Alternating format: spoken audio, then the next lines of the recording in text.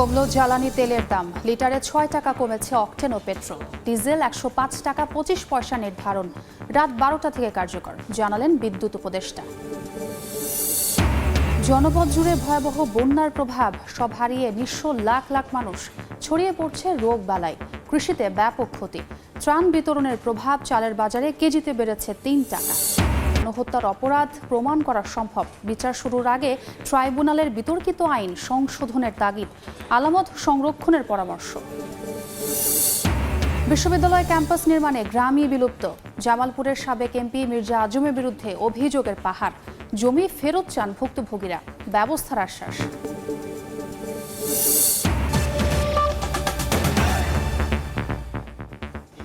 সময় সংবাদের সঙ্গে আছে আমি ছোঁয়া খন্দকার। দেশে কমলো জ্বালানি তেলের দাম। লিটারে ৬ টাকা কমিয়ে অকটেন ১২৫ টাকা আর পেট্রোলের দাম ১২১ টাকা নির্ধারণ করা হয়েছে। ডিজেল ১০৬ টাকা ৭৫ পয়সা থেকে ১ টাকা ২৫ পয়সা কমিয়ে ১০৫ টাকা ২৫ পয়সা করা হয়েছে।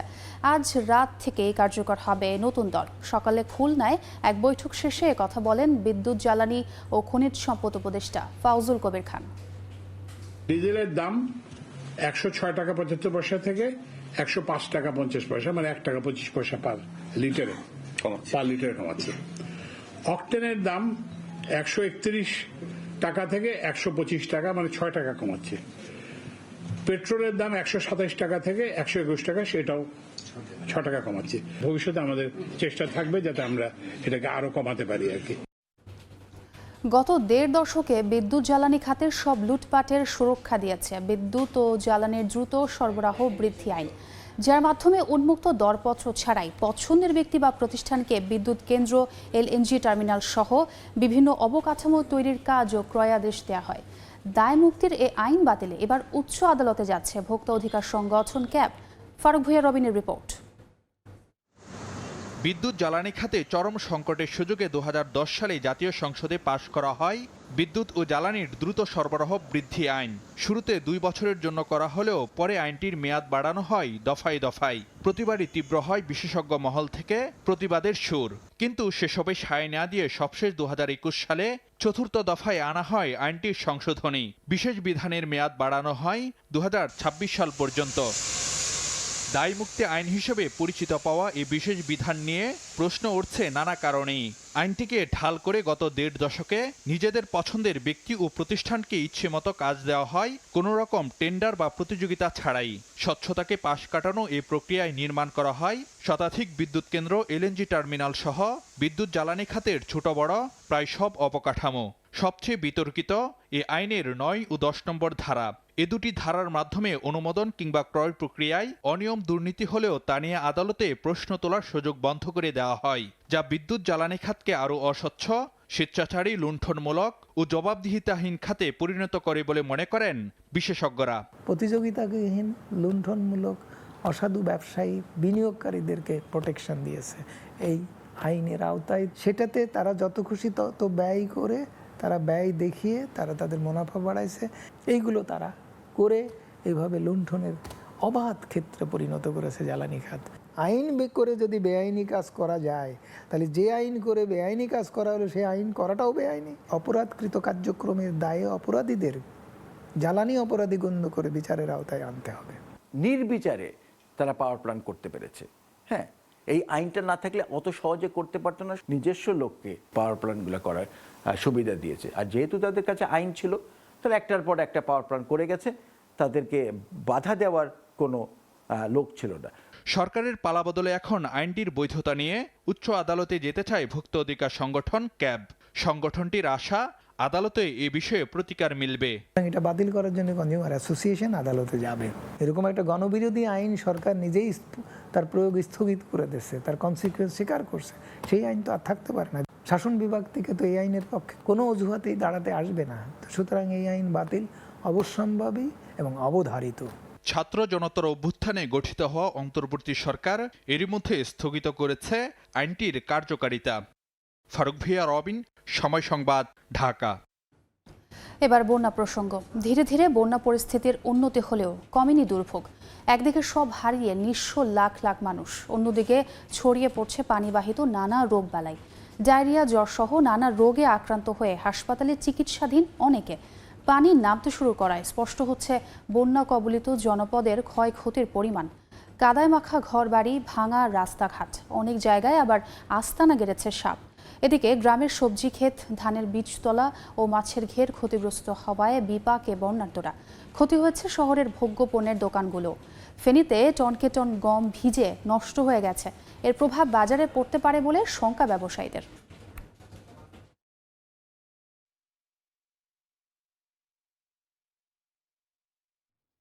বন্যার সবশেষ অবস্থা জানাতে লক্ষ্মীপুর সদরে আছেন রিপোর্টার আতাউর কাউসার।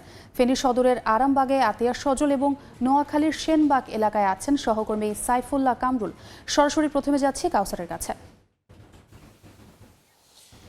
আমি যে জায়গাটিতে আছি, আমার পেছনে যত দূর চোখ যায় একটি লম্বা এলাকা পর্যন্ত শুধু ফসলি জমি আছে, যেগুলো এখন কিন্তু সবই পানির নিচে তলিয়েছে। এখানকার মানুষজন বলছেন যে দীর্ঘ সময় ধরে এই পানি জমে আছে এই জায়গাটিতে, অন্তত 10 থেকে 12 দিন ধরে এই পানি জমে আছে। পানিটি কিন্তু কোনোভাবেই কমছে না। অনেক এলাকায় লক্ষ্মীপুরের পানি কমে গেলেও এই জায়গার পানি এখনো কমতে পারছে না, কারণ আশপাশের পানি কমে যাওয়ার যে সকল খাল বিলগুলো রয়েছে সেগুলো নানাভাবে দখল করে রেখেছে। এর আগে বিভিন্ন সময় প্রভাবশালী যারা ছিলেন তারা পাকা স্থাপনা নির্মাণ করে দখল করে রেখেছেন। রাস্তাঘাট যেভাবে তৈরি হয়েছে সেটিও যথেষ্ট অপরিকল্পিতভাবে তৈরি হয়েছে, যার কারণে সেই রাস্তাঘাটগুলো অনেকটা খালের প্রতিবন্ধক হিসেবেই এখন আছে। এবং আপনার এখানে আশপাশে যার কারণে যেটি হয়েছে যে পরিমাণ পানি জমেছে, ঘর বাড়ি তো ডুবেছেই, ফসলি জমি ডুবেছে, আশপাশে যে সকল পুকুর রয়েছে। আমি এখন যেখানে আছি এখানে বিভিন্ন মানুষের সাথে কথা বলে জানতে পেরেছি অন্তত 20টি পুকুর এই এলাকায় আছে, যে পুকুরগুলো অন্তত 15টিতেই মাছের চাষ করা হতো। তো সেক্ষেত্রেও ক্ষয়ক্ষতির পরিমাণটা অনেক বেশি। যাদের সাথে আমরা কথা বলেছি তারা কেউ বলছেন তার 10 লাখ টাকার মাছ ভেসে গেছে, কেউ বলছেন 5 লাখ টাকার মাছ ভেসে গেছে। এভাবে আর্থিক ক্ষতিটি অনেক বড়। এতদিন পানিবন্দী থাকা দীর্ঘদিনের যে দুর্ভোগ, সেই দুর্ভোগ অনেক অঞ্চলে কমলেও তাদের মুখে কিন্তু হাসি নেই, কারণ অনেকের ঘর ভেঙে গেছে, অনেকের জীবন জীবিকার যে সর্বশেষ যে পুঁজিটুকু ছিল, যা দিয়ে তাদের জীবন জীবিকা তারা উপার্জন করতেন, জীবন চালাতেন, সেটিও কিন্তু ভেসে গেছে এই বন্যার পানিতে। এবং একই সাথে নানা ধরনের রোগ বালাইও ছড়িয়েছে, পানিবাহিত নানান রোগ এই মুহূর্তে প্রাদুর্ভাব দেখা দিয়েছে লক্ষ্মীপুরে এবং অন্যান্য বন্যা দুর্গত এলাকায়।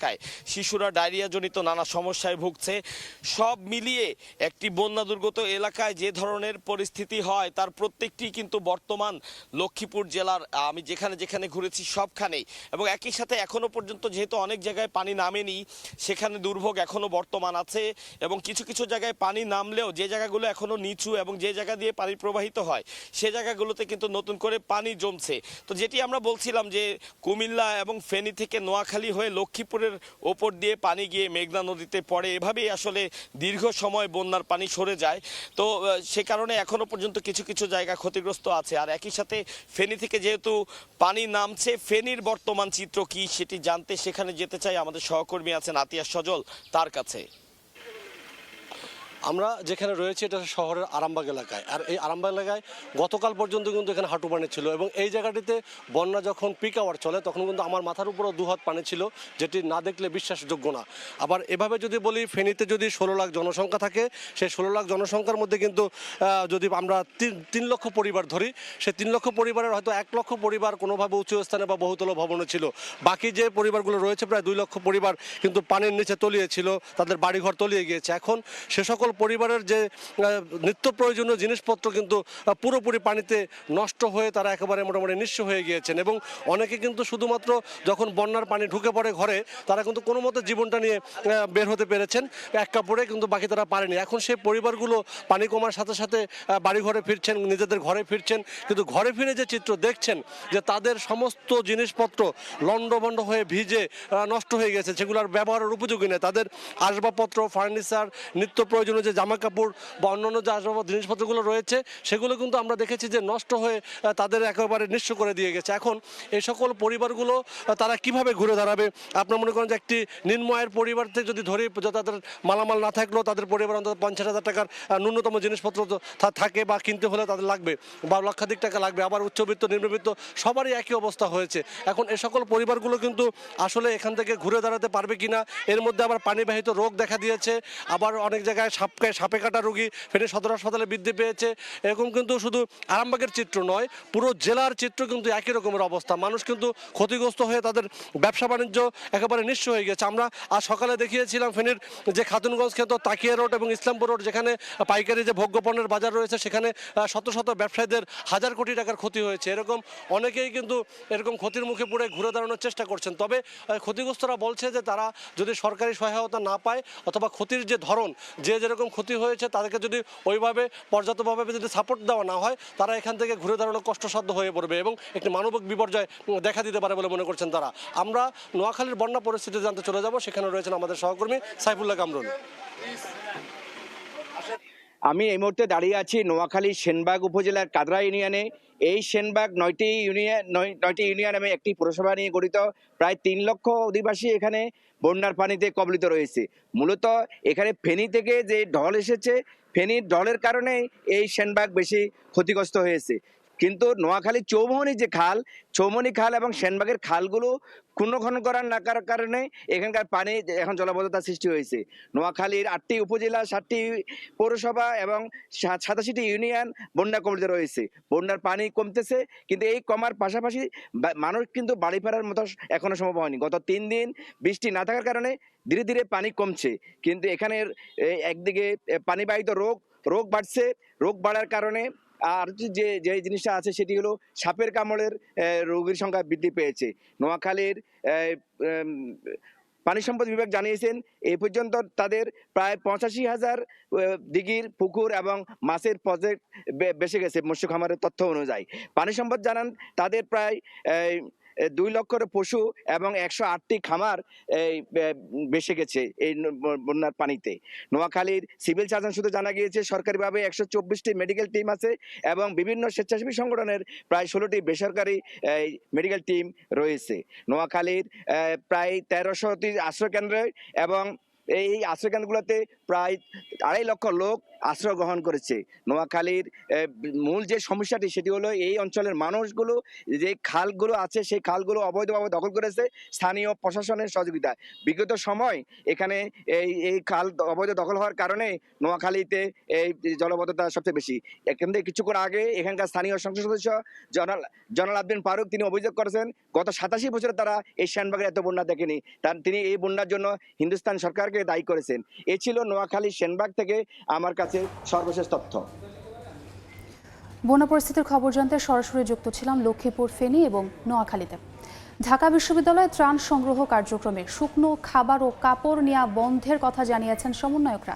তবে চালু থাকবে অর্থ সংগ্রহ। বিস্তারিত জানাতে টিএসসি থেকে যোগ দিচ্ছেন রিপোর্টার শাতিলা শারমিন।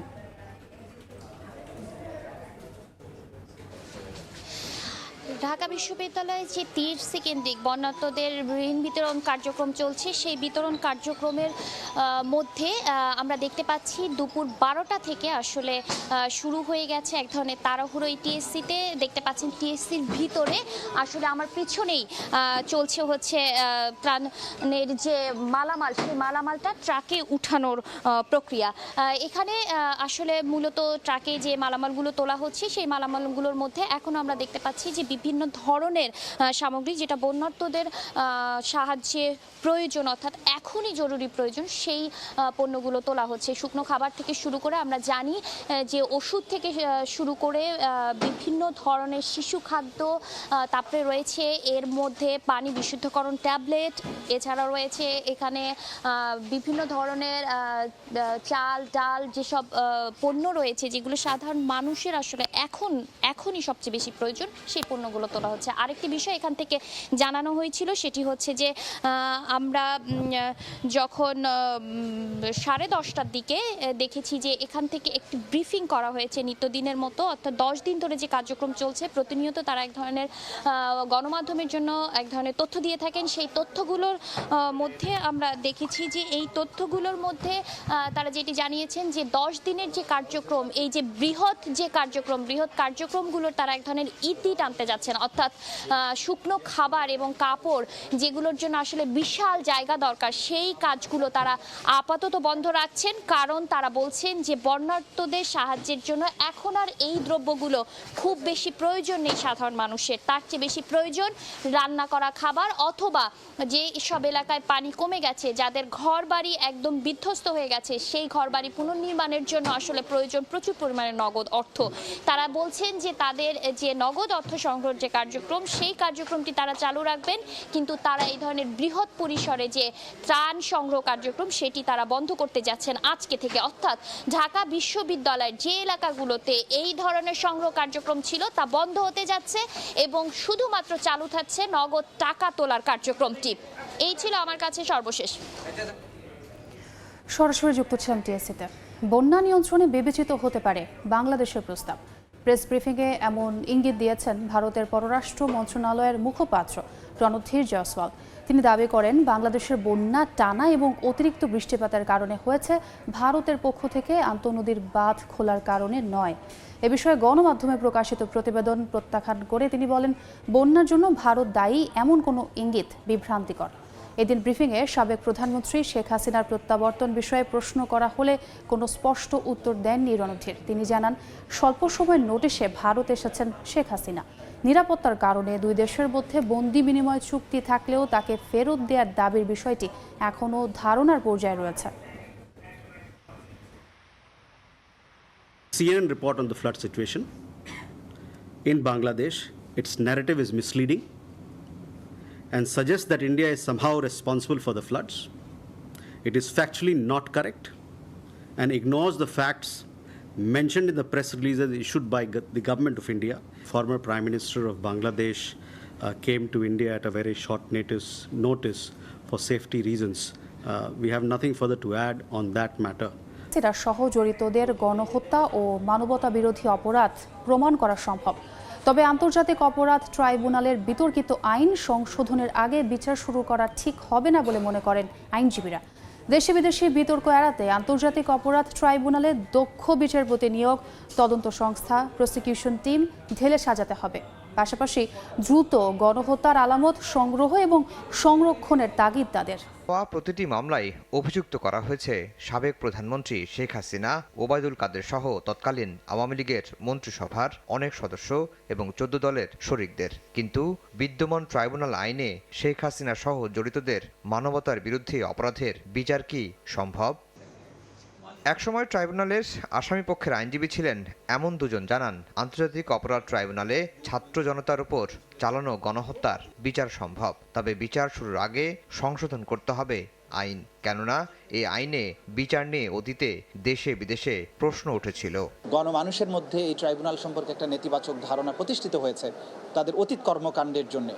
সেই ক্ষেত্রে এই আইনের সুনির্দিষ্ট কিছু সংশোধন হওয়া প্রয়োজন। ট্রাইব্যুনালের এই আইনগুলোর এই যে লিমিটেশনসগুলো আছে, এটা অর্ডিন্যান্স জারি করে দূর করা দরকার। হাজার হাজার মানুষ মারা গিয়েছে, হাজার হাজার মানুষ আহত হয়েছে, হাজার হাজার মানুষ এখনও হাসপাতালে কাতরাচ্ছে, হাজার হাজার মানুষ গুম হয়েছে, নিখোঁজ হয়েছে। টোটাল জিনিসটাকে যদি একবারে আনতে হয়, তাহলে এটার যে বিস্তৃতি, এই বিস্তৃতিটা, এই বিচারটা যেমন কঠিন হবে, একই সাথে আসামিদের যে রাইট আছে, অধিকার আছে, ট্রান্সপারেন্সি, অ্যাকাউন্টেবিলিটি আছে, এটা নিশ্চিত করাটাও অনেকটা ঝুঁকিপূর্ণ। কিন্তু এটা নিশ্চিত না করে, এই আইন সংশোধন না করে বিচার করাটা ঠিক হবে বলে আমি মনে করি না। দক্ষ বিচারপতি নিয়োগ, তদন্ত সংস্থা, প্রসিকিউশন টিম পুনর্গঠনের পাশাপাশি দ্রুত গণহত্যার আলামত সংগ্রহ ও সংরক্ষণের তাগিদ দিয়েছেন তারা। কারা ভিকটিম, তাদের পোস্টমর্টম রিপোর্ট লাগবে, সুরতহাল রিপোর্ট লাগবে, কে কোথায় কিভাবে মারা গিয়েছে এগুলো লাগবে, সুনির্দিষ্টগুলিটা কে করেছে, সরকারি সিস্টেম অনুযায়ী এটা বের করতে হবে ওই সময় কে দায়িত্বে ছিল। ফলে এই সবগুলোই গভর্নমেন্টের মেকানিজমের মধ্য থেকে তরতাজা থাকতে এখনই সংরক্ষণ করার সময়। যদি এটি সংরক্ষণ করতে না পারে, তবে বিচার প্রক্রিয়ায় এভিডেন্স আসবে কোথা থেকে? যত দেরি হবে এই আলামত নষ্ট হতে থাকবে। এই যে হত্যাকারী যারা এই আমাদের বাচ্চা ছেলেদেরকে এভাবে মারলো, সাধারণ মানুষকে মারলো, তাদের এই এভিডেন্সগুলো দুর্বল করে ক্রমাগত নষ্ট করার মাধ্যমে আসলে বিপ্লবের মূল চেতনাটাকেই কিন্তু নষ্ট করছেন। বিচ্ছিন্ন মামলা করে গণহত্যা বা মানবতা বিরোধী অপরাধের বিচার করা সম্ভব নয় বলেও জানিয়েছেন আইনজীবীরা। আফজাল হোসেন, সময় সংবাদ, ঢাকা। ক্রম ও নিবন্ধনের কাগজপত্র যাচাই করতে রাজধানীর পান্থপথের কমফোর্ট ডায়াগনস্টিক সেন্টারে অভিযান চালাচ্ছে জাতীয় ভোক্তা অধিকার সংরক্ষণ অধিদপ্তর। সেখানে আছেন রিপোর্টার সাইফুল ইসলাম। সরাসরি যাচ্ছি সেখানে। রাজধানীর কমফোর্ট হসপিটাল বা ডায়াগনস্টিক সেন্টার, যেটা বলতে পারি যে এখানে ভোক্তা অধিকার সহ ছাত্রদের, বৈষম্য বিরোধী ছাত্র আন্দোলনকারী শিক্ষার্থীদের যৌথ অভিযান বা মনিটরিং বলতে পারি, সেটি চলছে। আমরা যদি এখনকার চিত্র একটু দেখাই যে কিছুক্ষণ আগেই এখান থেকে এমন একটি তথ্য মিলেছে যে ইউরিন টেস্টের যে কিট, সেই কিট 2021 সালে হচ্ছে ওটার মেয়াদ শেষ হয়ে যাওয়ার পরেও এখন 2024 সাল চলতেছে। এরকম কিটের কিন্তু এখানে সন্ধান মিলেছে যেটি মেয়াদ উত্তীর্ণ, যেটার মাধ্যমে হচ্ছে ইউরিন টেস্টের যে ফলাফল সেটি আশানুরূপ, প্রত্যাশা অনুরূপ বা আশা করা যায় না, বা যেটি অ্যাকুরেট সেটি কিন্তু আসবে না বলে আমরা এমনটা কিন্তু জানতে পেরেছি। তবে এক্ষেত্রে শুধুমাত্র যে ইউরিন না, ডাইমেনশন মেশিনের মাধ্যমে যে রক্ত, এর পাশাপাশি হচ্ছে যে অন্যান্য যে বিষয়গুলি হয় সেটিও কিন্তু আসলে দেখতে পাওয়া যায়। এই মুহূর্তে আমাদের সাথে আছেন ভোক্তা অধিকার সংরক্ষণ অধিদপ্তরের সহকারী পরিচালক। আমরা একটু ওনার সাথে একটু কথা বলতে চাই যে একটু বলবেন আপনারা এখানে কখন এসেছেন বা আসার পরে কি পেলেন? আমরা ভোক্তা অধিকার সংরক্ষণ অধিদপ্তরের পক্ষ থেকে আজকে কমফোর্ট যে হাসপাতাল এবং ডায়াগনস্টিক সেন্টার এবং ওদের যে ফার্মেসি রয়েছে ওখানে আমরা এসেছি। এখানে আমাদের অভিযান এখন চলমান রয়েছে। আমাদের ল্যাবে আমরা বেশ কিছু অ্যানোমালিস পেয়েছি, সেটা হলো বেশ কিছু মেয়াদ উত্তীর্ণ কিট এবং রিয়েজেন্ট পেয়েছি, এবং এখন পর্যন্ত আমাদের ফার্মেসিতে আমরা তল্লাশি করতেছি, আমরা দেখি কোনো অ্যানোমালিজ রয়েছে কিনা। এবং কিছু একটা মাইক্রোবায়োলজি ল্যাবে আমরা যেটা দেখেছি, ওনারা একজন টেকনিশিয়ান, উনি নিয়ে যেই রিয়েজেন্টগুলো তৈরি করছেন, কিন্তু ওখানে কোনো উৎপাদন মেয়াদের কোনো ট্রেসিং আমরা পাইনি। তো এই বিষয়গুলো আমরা দেখছি। আমরা ওখানে মনে হয় টেকনিশিয়ান বা উনি পরিচয় দিতে পারেন না, আমরা ধারণা করলাম যে উনি পিয়ন হবেন। তো এই বিষয়গুলো আমরা আরও তদারকি করছি। আমরা আরও কী কী অ্যানোমালিজ আছে আমরা পরবর্তীতে আমরা একটা সিদ্ধান্ত দিব। যেমনটি আসলে বলছিল এখানকার যে ভোক্তা অধিকার সংরক্ষণ অধিদপ্তরের উপপরিচালক, তো আসলে এখানকার যে এভিডেন্স বা তথ্য যেটি ওনারা পেল সেটির মাধ্যমে কিন্তু ওনারা হয়তোবা যে তাদের যে সিদ্ধান্ত সেটি কিছুক্ষণের মধ্যেই জানাবে, আমরা এমনটা কিন্তু জানতে পেরেছি, বা জানার পরে আসলে বুঝতে পারবো যে কোন জায়গায় সমস্যা হয়েছে বা সমস্যা হয়নি, সেটি সিদ্ধান্ত আসবে কিছুক্ষণের মধ্যে। এই ছিল আমার কাছ থেকে রাজধানীর কমফোর্ট হসপিটাল এবং ডায়াগনস্টিক সেন্টারের সর্বশেষ। জামালপুরের শেখ ফজিলাতুন্নেসা মুজিব বিশ্ববিদ্যালয়ের স্থায়ী ক্যাম্পাস নির্মাণে শতাধিক মানুষের ঘর বাড়ি ভেঙে জমি বালু দিয়ে ভরাট করা হয়েছে। এতে একটি গ্রামই বিলুপ্ত করে দেওয়ার অভিযোগ উঠেছে সাবেক সংসদ সদস্য ও আওয়ামী লীগের সাংগঠনিক সম্পাদক মির্জা আজম এবং তার অনুসারীদের বিরুদ্ধে। সরকার পতনের পর জমি ফেরত পেতে মানববন্ধন সহ বিভিন্ন কর্মসূচি পালন করছেন ভুক্তভোগীরা। অভিযোগ খতিয়ে দেখে ব্যবস্থা নেওয়ার আশ্বাস জেলা প্রশাসকের। জাহাঙ্গীর আলমের তথ্য ও আবুল কালাম আজাদের ছবি নিয়ে রিপোর্ট। 2013 সালে জামালপুর শহরের নয়াপাড়া 5 রাস্তা মোড় এলাকায় গড়ে ওঠে বঙ্গমাতা শেখ ফজিলাতুন্নেসা মুজিব বিশ্ববিদ্যালয়। 2019 সালে ব্রহ্মপুত্র নদীর পাড় নাওভাঙাচর এলাকায় বিশ্ববিদ্যালয়ের স্থায়ী ক্যাম্পাস নির্মাণের উদ্যোগ নেন প্রতিষ্ঠানটির প্রতিষ্ঠাতা জামালপুর 3 আসনের সাবেক সংসদ সদস্য মির্জা আজম। ক্যাম্পাস নির্মাণের জন্য প্রায় 1.5 শতাধিক পরিবারের ঘরবাড়ি ভেঙে জোরপূর্বক জমি দখলের অভিযোগ তার বিরুদ্ধে। শেখ হাসিনা সরকার পতনের পর নাওভাঙাচরের জমির মালিকরা তাদের দখলকৃত ভূমি ফিরিয়ে দেওয়ার দাবিতে মানববন্ধন করেছেন। ভুক্তভোগীদের অভিযোগ, মির্জা আজমের নির্দেশে জামালপুর পৌরসভার সাবেক মেয়র মোহাম্মদ সানোয়ার হোসেন ওরফে সানুর তত্ত্বাবধানে আওয়ামী লীগ ও এর অঙ্গ সংগঠনের নেতাকর্মীরা মারধর, মিথ্যা মামলায় হয়রানি, এমনকি অত্যাচার, নির্যাতন করে জমিগুলো দখল করে। যারা জমি ছাড়েনি তাদের উপর করা হতো মানসিক ও শারীরিক নির্যাতন, এমনকি পুলিশের মাধ্যমে করা হতো ব্যাপক হয়রানি। না যদি তোমরা যদি না যাও তোমার পুলিশ দিয়ে থানা নিয়ে যাম গা, বুঝছেন? এরকম করে আঙ্গর বয় দেখাইছে। এই যে বাড়ি ঘরগুলি দেখেন সব উনি ভাঙ্গে কি করছে, বেকু দিয়ে ঘরে ধরে তো মাটি ফেলাইছে। বাড়ি ঘরগুলি ভাঙচুর করলো। ভাঙচুর করার পরে মনে করুন যে কোনো খরচপাতি বা মাটি কাটা ঘর বাড়ি কোনো কিছু জানাবে আর ভয় দিয়েছে যে আমরা যদি না সরেন আমরা পুলিশ দিয়ে ধরে নেব। যে অনতিবিলম্বে আমাদের ব্রহ্মপুত্রের যে মূল ধারা, এই ধারাটাকে প্রবাহিত করার জন্য এই যে মাটির পাহাড় গড়ে তুলেছে সেটাকে অপসারণ করে ফেলা, যে সমস্ত গরিব মানুষের জমি দখল করেছে তাদের জমি ফেরত দেওয়া। তবে জেলা প্রশাসক বলছেন, লিখিত অভিযোগ পেলে জমি দখলের বিষয়টি তদন্ত করে ব্যবস্থা গ্রহণের কথা জানান তিনি। তারা যদি আমাদের কাছে লিখিত অভিযোগ দেয় সেই বিষয়টি আমরা তদন্ত করে দেখব যে তাদের কোনো স্বার্থ সেখানে আছে কিনা। যদি তাদের স্বার্থ বিঘ্নিত হয় তাহলে আমরা আইনানুগ ব্যবস্থা গ্রহণ করব। নাও ভাঙাচর গ্রামটিতে প্রায় 40 বছর ধরে 1200 মানুষের বসবাস। সময় সংবাদ, জামালপুর। তৈরি পোশাক খাতে শ্রমিকদের চলতি মাসের বেতন ভাতা পরিশোধে অন্তর্বর্তী সরকারের কাছে স্বল্প সুদের ঋণ চায় বিজিএমইএ। বাংলাদেশ ব্যাংকের গভর্নরের কাছে দেওয়া চিঠিতে ঋণ ছাড়াও সংকট উত্তরণে আরও 4 ধরনের সহযোগিতা চেয়েছে সংগঠনটি। সাক্ষরটিপুর ক্যামেরায় কমলদের রিপোর্ট।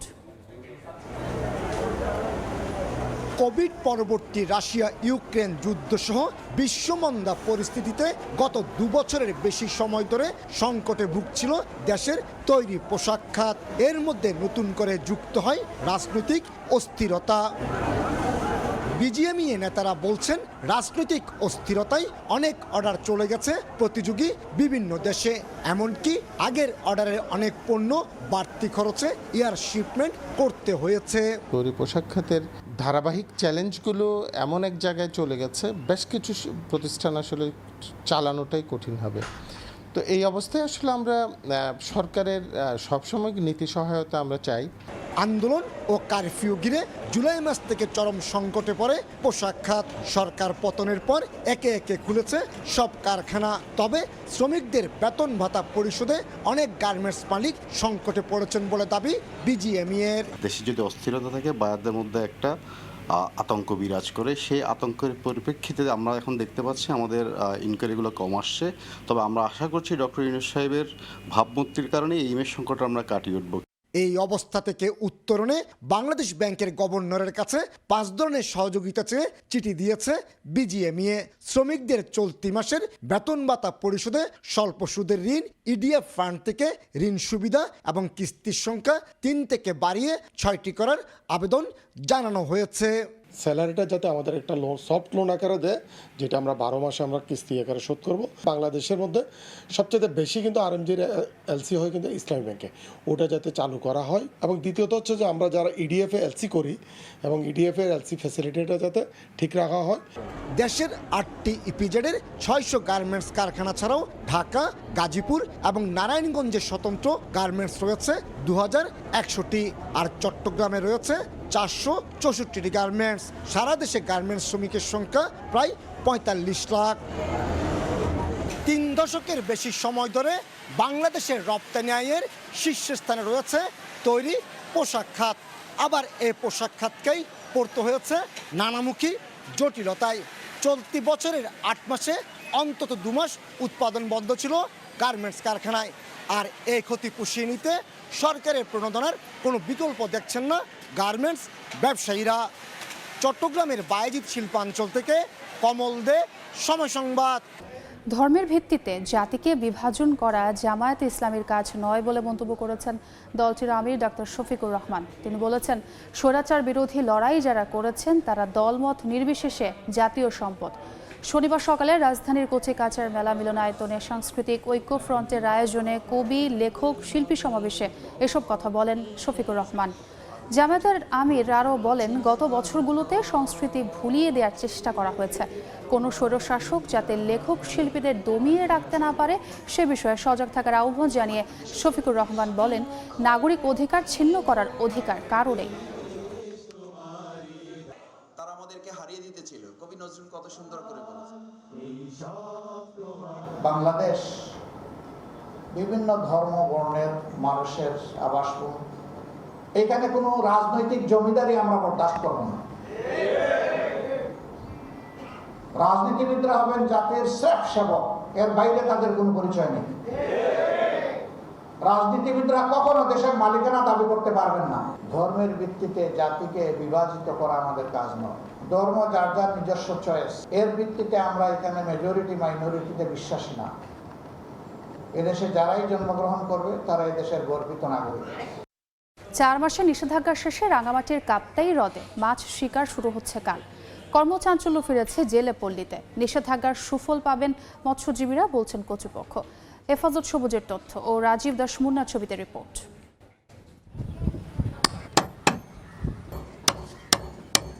নৌকা ও জাল মেরামতের কর্মব্যস্ততা জেলেদের। আর মাত্র একদিন পরেই ফের মাছ ধরার উৎসবে মাতবেন তারা, তাই তো এমন প্রস্তুতি।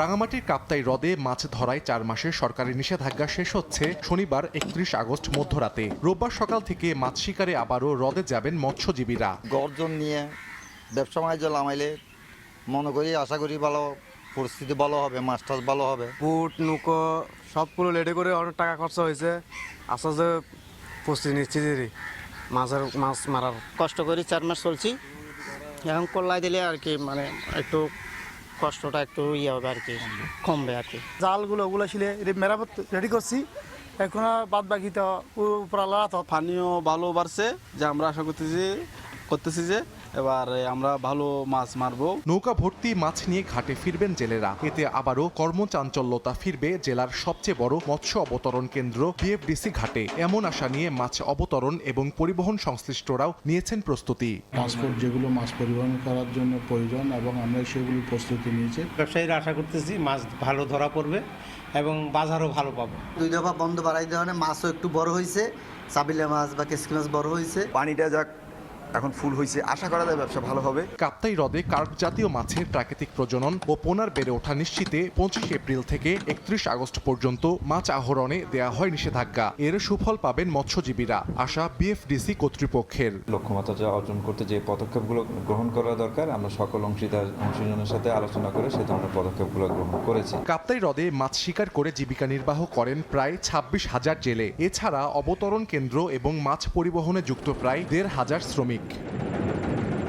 সময় সংবাদ, রাঙামাটি। বাংলাদেশ থেকে পর্যটক কমে যাওয়ায় কলকাতার নিউ মার্কেট এলাকার ব্যবসা অর্ধেকে নেমে গেছে। পর্যটক শূন্য হয়ে পড়েছে কলকাতার নিউ মার্কেট এলাকা। স্থানীয় ব্যবসায়ীদের দাবি, করোনার পর এত ভয়াবহ চিত্র দেখেননি তারা। বিস্তারিত জানাচ্ছেন সুব্রত আচার্য, ক্যামেরা ছিলেন বিশ্বজিৎ দাস। পরিসংখ্যান বলছে 2023 সালে ভারতে রেকর্ড সংখ্যক বাংলাদেশি পর্যটক পা রেখেছিলেন। এর আগের বছরগুলোর তুলনায় 48% হারে বেড়েছিল পদ্মা পাড়ের মানুষের ভারতে আসার আগ্রহ। এতে পর্যটক নির্ভর অর্থনীতিও ফুলে ফেঁপে উঠতে শুরু করে। তবে চলতি বছরে প্রতিবেশী 2 দেশের জাতীয় নির্বাচনের সময় ভিসা নীতিতে কিছুটা কড়াকড়ি আরোপ করে ভারত। তখন থেকেই কমতে শুরু করে বাংলাদেশি পর্যটকের সংখ্যা। এছাড়া বাংলাদেশে ছাত্র জনতার আন্দোলনের পর ভিসা কার্যক্রম সীমিত করে ভারত। এতেই তলানিতে নেমে যায় বাংলাদেশি পর্যটকের সংখ্যা। প্রভাব পড়ে দেশটির অর্থনীতিতে। বিশেষ করে পশ্চিমবঙ্গের রাজধানী কলকাতার নিউ মার্কেট এলাকা, যেখানে বছরে কয়েক হাজার কোটি টাকার বাণিজ্য হয় শুধুমাত্র বাংলাদেশি পর্যটকদের আসা যাওয়াকে কেন্দ্র করে, সেই বাণিজ্যে রীতিমতো ভাটা পড়েছে। খাবার দোকান, শপিং মল, রাস্তাঘাট কার্যত ফাঁকা। এখন তো বিক্রি বাট্টা কমে গেছে, যেহেতু কাস্টমার নেই, তো যাত্রী না এলে কোথা থেকে হবে? সম্ভবত এই তো এফেক্ট আসবেই। শুধু রেল কেন, এখানে হোটেল ব্যবসা, তারপর রেস্টুরেন্ট, যারা মানি চেঞ্জার আছে, প্রত্যেকেই এফেক্টেড। ব্যবসা করা তো কঠিন, মানে অনেক কঠিন হয়ে গেছে। বর্তমান চালানোর মতো পরিস্থিতি নেই, মানে গাড়ি চালানোর মতো পরিস্থিতি নেই, তবু আমরা চালাচ্ছি। যেহেতু পুরনো ব্যবসা, পুরনোভাবে আমরা প্রথম থেকে সার্ভিস দিয়ে আসছি। যে ভিসা দিচ্ছে না, নতুন করে ভিসা দিচ্ছে না, যারা নাকি আগে পাসপোর্ট জমা রয়েছে তাদেরটা শুধু দিচ্ছে। তবে বাংলাদেশ থেকে আসা পর্যটকরা বলছেন খুব প্রয়োজনে তাদের ভারতে আসতে হচ্ছে, আর সেটিও আগের করা ভিসায়। নতুন করে তারা কোনো ভিসা পাচ্ছেন না বলেও দাবি করেন। আশা করি যে সামনে সবকিছু আবার ঠিক হয়ে যাবে, এটাই আশা করি। এটাই 2 দেশের সবার মানুষের কাছে চাওয়া, আমরাও আসতে পারি, আপনারাও যেতে পারবেন। আমার আগেই ভিসা করা ছিল, মাস 4 আগে, মাস 5 আগে 6 মাসের ভিসা পেয়েছিলাম। তো ভিসা মেয়াদ প্রায় শেষের পথে ছিল, একটু বেড়াতে আসলাম। মাত্র কারণ হলো আমার চিকিৎসার জন্য, তাই অ্যাপোলোতে চিকিৎসা করিয়েছি। আর এটা ইতিমধ্যে অলরেডি ডক্টর দেখানো শেষ, টেস্ট রিপোর্ট দেখানো শেষ। বাংলাদেশে প্রতি 100 জন পর্যটকের মধ্যে প্রতিবেশী ভারতে আসতে চান 50 থেকে 55 জন পর্যটক। অল্প খরচে ভ্রমণ, কিছুটা উন্নত চিকিৎসা ব্যবস্থা এবং আত্মীয় স্বজন বন্ধুদের সঙ্গে দেখা করা এই আগ্রহের অন্যতম কারণ। ভারতের এই পশ্চিমবঙ্গ রাজ্যের কলকাতার একটি বড় অংশের অর্থনীতি নির্ভর করে বাংলাদেশি পর্যটকদের ওপর। বাংলাদেশি পর্যটকের আশা বাড়লে এখানকার অর্থনীতি চাঙ্গা হয়ে ওঠে, আবার কোনো কারণে বাংলাদেশের পর্যটকদের আসা কমে গেলে সরাসরি তার নেতিবাচক প্রভাব পড়ে স্থানীয় অর্থনীতিতে। এবার চলমান বাস্তবতায় অনেকটাই কমে গিয়েছে বাংলাদেশি পর্যটকদের আসার সংখ্যা, আর তাই নেতিবাচক প্রভাব পড়েছে কলকাতার একটি বিস্তীর্ণ অংশের অর্থনীতির ওপর। কলকাতার নিউ মার্কেটের মার্কো স্ট্রিট থেকে সুব্রত আচার্য, সময় সংবাদ। এ পর্যায়ে শীর্ষ সংবাদগুলো জানিয়ে দিচ্ছি আরেকবার। কমলো জ্বালানি তেলের দাম, লিটারে 6 টাকা কমেছে অকটেন ও পেট্রোল। ডিজেল 105 টাকা 25 পয়সা নির্ধারণ রাত 12টা থেকে কার্যকর, জানালেন বিদ্যুৎ উপদেষ্টা। জনপদ জুড়ে ভয়াবহ বন্যার প্রভাব, সব হারিয়ে নিঃস্ব লাখ লাখ মানুষ। ছড়িয়ে পড়ছে রোগ বালাই, কৃষিতে ব্যাপক ক্ষতি।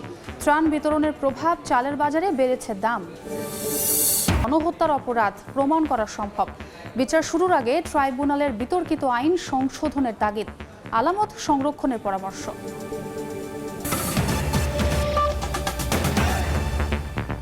এই ছিল সময় সংবাদে, সঙ্গেই থাকুন সময়ের।